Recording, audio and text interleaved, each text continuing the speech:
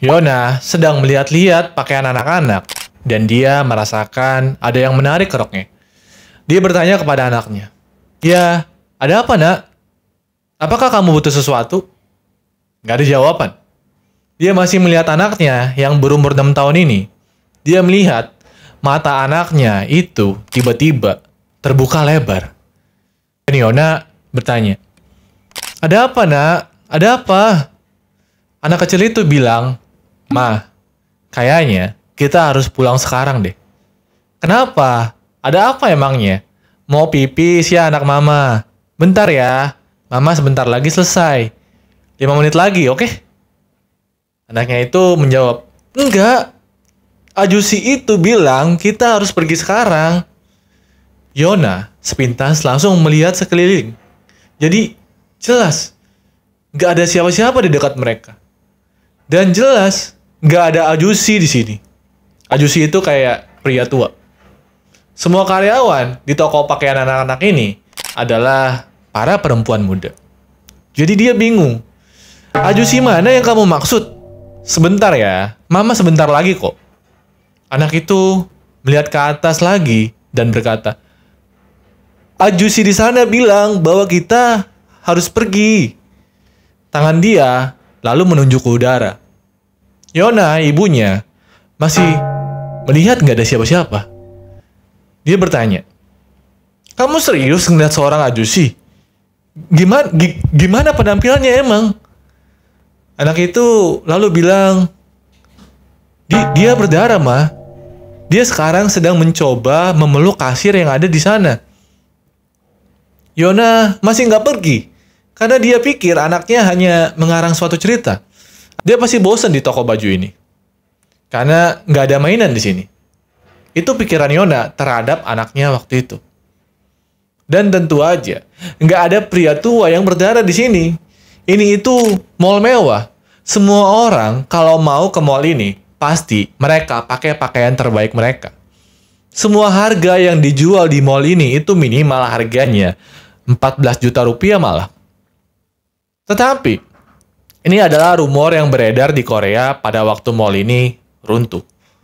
Banyak kesaksian yang bilang bahwa anak-anak ini menarik orang tua mereka keluar dari mall ini dengan mengatakan bahwa mereka itu ngelihat Ajusi yang berdarah dan memberitahu mereka untuk segera pulang. Karena nantinya akan ada lebih dari 502 orang yang akan meninggal dan 30 orang lainnya akan hilang di dalam tempat mall ini. 전체 사람들 색깔이 다 회색인데 어느 한 부위만 이렇게 빨갛게 피가 흐르고 있는.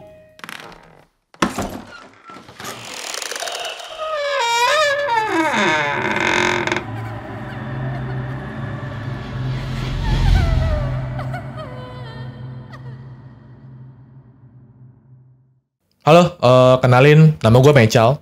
Kali ini kita akan ngebahas kasus tentang mall di Korea yang runtuh secara tiba-tiba. Seperti biasa, gue ingatkan kembali kalau kita ada salah-salah translate, atau dari kalian yang lebih tahu mungkin tentang kasus ini, kalian bisa langsung komen aja di bawah. Tanpa berlama-lama lagi, kita bahas kasusnya. Ternyata, di balik runtuhnya sebuah mall mewah ini, ada seseorang yang sengaja melakukannya. Ini seperti pembunuhan massal di Korea Selatan pada waktu itu. Mungkin mirip 9/11 yang ada di Amerika. Kita dengar dulu cerita orang-orang yang selamat dari kejadian ini. Pada 29 Juni di Korea Selatan, itu adalah hari peaknya liburan musim panas. Hampir setiap orang yang masuk ke mall ini akan mengatakan hal yang sama pada hari itu. Kenapa mall ini begitu panas? Pasti ada dari kalian kan, yang nggak pengen belanja, tapi datang ke mall itu hanya pengen ngadem aja gitu. Tapi mall ini pada hari itu panas. Pemandangan di sana pada waktu itu adalah para pekerja yang berkeringat deras sambil meminta maaf kepada pelanggan. Kayak, "Maaf, AC sedang rusak." Orang Korea kan gitu kan, kayak dia nunduk kan, "Maaf, AC sedang rusak." Meskipun panas, sekitar 1.000 orang itu tetap berada di dalam mall ini saat mallnya runtuh. Semua orang hanya memiliki waktu 20 detik untuk keluar dari mall itu. Hanya 20 detik yang mereka miliki untuk mencoba keluar dari mall ini. Jika kalian berada di dalam mall ini, bisakah kalian keluar dari mall ini hanya dengan waktu 20 detik?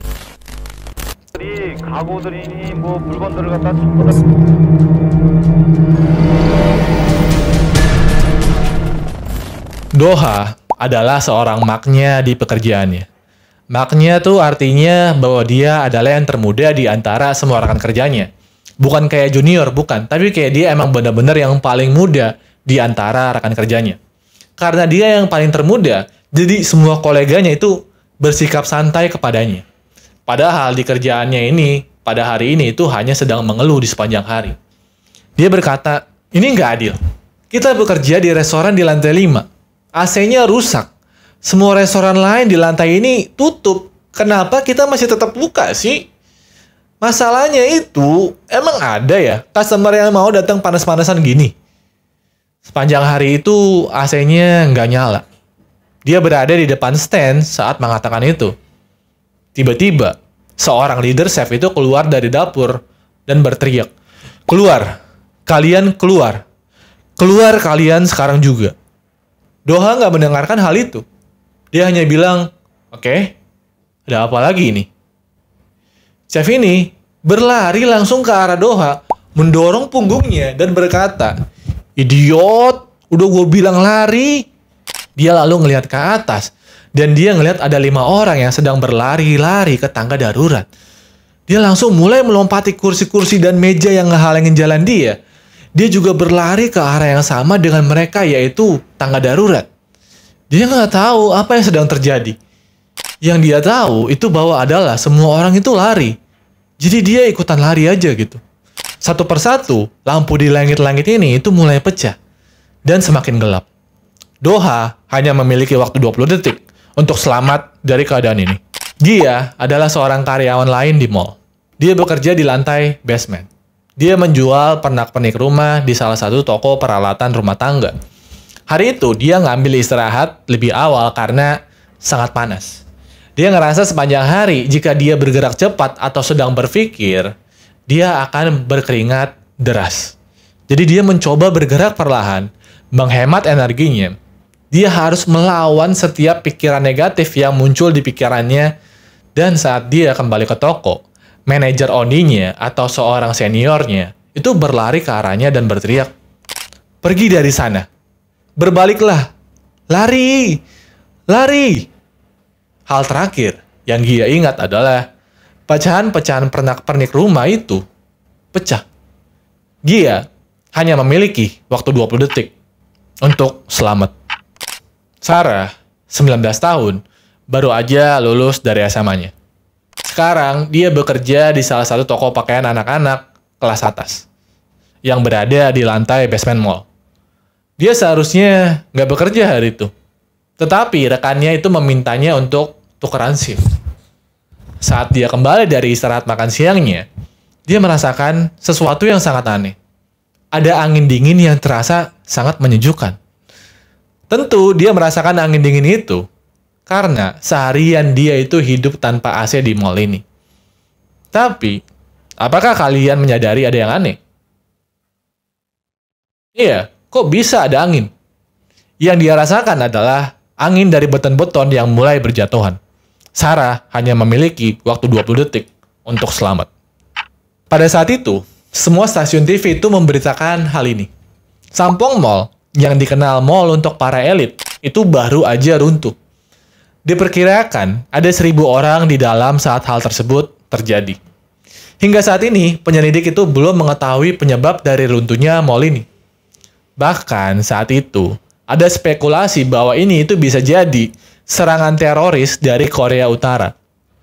Ratusan ambulan, truk, pemadam kebakaran itu langsung bergegas ke tempat kejadian. Mereka membawa helikopter, derekan, dan juga alat berat. Situasi ini sangat rumit. Ada 2 masalah utama yang dihadapi para penyelamat. Masalah pertama adalah sisi kiri dan kanan bangunan itu belum runtuh. Gedung itu kayak potongan kue ulang tahun yang dipotong tengahnya sehingga sisi kiri kanannya itu masih berdiri. Dan sekarang, Gedung-gedung ini kelihatannya mulai miring ke masing-masing sisi. Publik saat itu menginginkan jawaban. Jadi mereka menemukan pemilik dari mall ini. Ternyata pemilik dari mall ini itu adalah keluarga Lee Chun. Dan para jurnalis mulai mengurumuni dia dengan pertanyaan. Dan lihat cara dia menjawab pertanyaan-pertanyaan ini. Jurnalis itu bertanya, apakah Anda mempunyai inspeksi keselamatan pada bangunan ini, Pak? Lee bilang, sini kamu.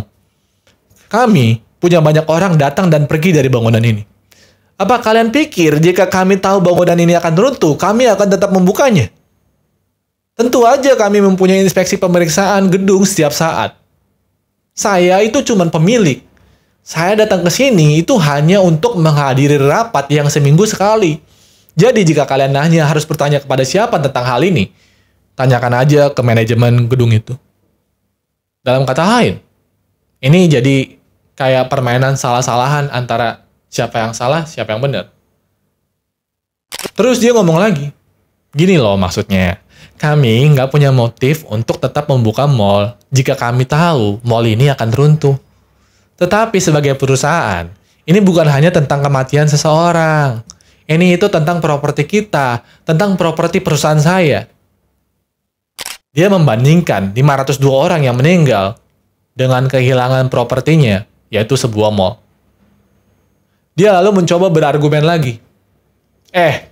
Jika bangunan itu emang pengen runtuh ya, kenapa saya bisa ada di bangunan B? Yang orang-orang ini nggak tahu, adalah Lee berada di bangunan B sejak awal, karena ada pertemuan darurat tentang apakah mall hari itu harus dievakuasi atau enggak. Itulah yang dia lakukan di sana. Pertemuan itu berlangsung berjam-jam, dan para eksekutif perusahaan saling berdebat.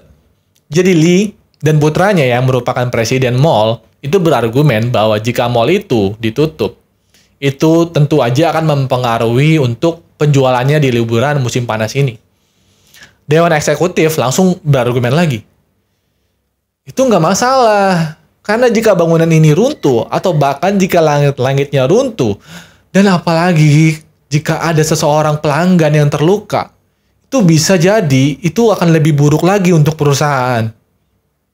Beberapa eksekutif itu pergi di tengah pertemuan ini, karena mereka baru aja mendapatkan panggilan keluhan dari pemilik-pemilik toko yang mengeluh bahwa langit-langit mall ini kayak ada kerikil-kerikil kecil yang mulai berjatuhan ke stand jualan mereka. Mereka semua lalu pergi ke atap untuk menyelidiki hal tersebut. Salah satu eksekutif itu melihat ada salah satu beton yang menonjol melalui atap, yang artinya ada bangunan beton yang mulai rontok. Dia berbalik ke rekannya dan bilang, sekarang keluarin semua orang. Keluarin semua orang sekarang. Dan putra Lee saat itu langsung ngebantah. Gua nggak peduli ya. Jangan laporin kejadian ini ke orang-orang di bawah ya. Ini akan baik-baik aja, oke? Jangan panik, jangan panik. Semua akan baik-baik aja. Dan kita akan mendapatkan penghasilan kita seperti biasa di liburan musim panas ini. 2 bulan sebelum runtuhnya mall ini, muncul garis-garis retak tipis di langit-langit lantai 5. Sesekali, pemilik restoran itu mendengar bunyi. Kadang, ada debu juga yang mendarat di wajah orang-orang itu. Itu semua berasal dari retakan itu. Para owner toko itu meminta insinyur sipil untuk dipanggil segera. Segera untuk melakukan penginspeksian gedung. Setelah para insinyur gedung ini datang dan sudah melakukan inspeksi, mereka langsung memanggil putra Lee, dan mereka bilang dalam pertemuannya bahwa, Pak, bangunan ini dalam bahaya. Bangunan ini mungkin akan runtuh sebentar lagi. Satu-satunya pilihan yang Anda miliki, Pak, itu adalah mengevakuasi dan menutup seluruh bangunan ini. Dan tentu aja kita akan merencanakan langkah berikutnya. Lalu putra Lee bilang, Oke. Biarkan aku memikirkannya. Dia nggak memikirkannya sama sekali. Sebaliknya, dia malah menyewa para kuli untuk menjemunyikan retakan itu dengan menambah lebih banyak lagi semen dan juga plester. Dia bilang, selama pelanggan nggak melihatnya, itu nggak ada masalah. Karena bulan ini itu sangat penting bagi mereka. Juni dan Juli adalah bulan-bulan penjualan musim panas yang sangat berharga. 4 jam sebelum runtuhnya mall ini, Putra Ali ngomong lagi, mari kita fokus pada apa aja yang penting. Jangan beritahu pelanggan, tetapi mari kita ambil semua barang berharga, lukisan, karya seni, perhiasan kuno, tas-tas mahal, kita selamatkan itu dulu semuanya. Pelanggan dan karyawan toko gak dipikirin sama dia. Dia gak berpikir sama sekali untuk mengevakuasi mereka. Dan mirisnya adalah mereka semua yang ada di dalam mall ini itu gak tahu bahwa mereka sekarang itu berada di bangunan yang terancam rubuh. Ini gak bisa dipercaya. Seperti pria ini tuh kayak merencanakan segala cara untuk ngebunuh orang-orang yang ada di dalam mall ini.